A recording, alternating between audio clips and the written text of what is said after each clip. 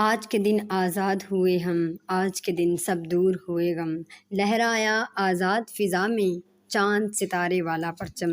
14 اگست ہماری زندگیوں میں اہم دن ہے۔ اس دن ہم آزاد قوم کی حیثیت سے دنیا کے نقشے پر ابھرے۔ ہماری انفرادی و اجتماعی خوشیوں کا محور و مرکز یہی دن ہے۔ پاکستان یوں ہی حاصل نہیں ہو گیا تھا، بلکہ اس کے حصول کے لیے لاکھوں مسلمانوں نے جام شہادت نوش کیا۔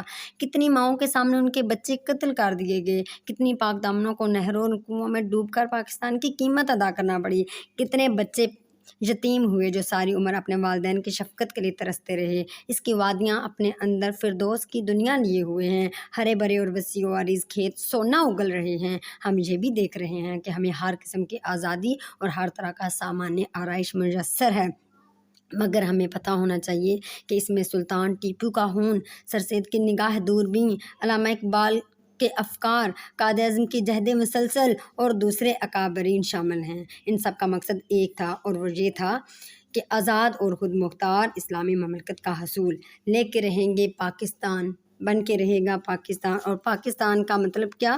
لا الہ الا اللہ۔ اس وقت مسلمانوں کا یہی نعرہ تھا۔ مسلمانوں کا اتفاق اور قائد اعظم کے خلوص کی وجہ سے یہ عظیم اسلامی سلطنت وجود میں آئی۔ ہندوؤں نے طرح طرح کی مکاریوں سے پاکستان کی مخالفت کی، انگریزوں نے بھی بہت سی رکاوٹیں پیدا کی، مگر خدا کا شکر ہے پاکستان بن کر رہنا تھا۔ عزیز دوستو، ہمیں پاکستان سے محبت ہے، اس کے بانی سے محبت ہے، اس کے مصور سے دلی لگاؤ ہے، اور ان مجاہدین کے لیے ہمارے پاس مغفرت کی دعا ہے جنہوں نے اس کے لیے قربانیاں دیں۔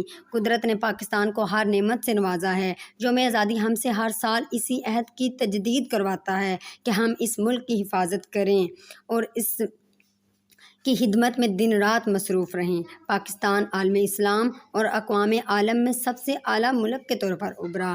آؤ دوستو، عزم کریں کہ جینا مرنا اسی ملک کی خاطر ہے اور ہر دم اس ملک کو سنوارنا ہے تاکہ شہیدوں کی روح سکون پا سکے۔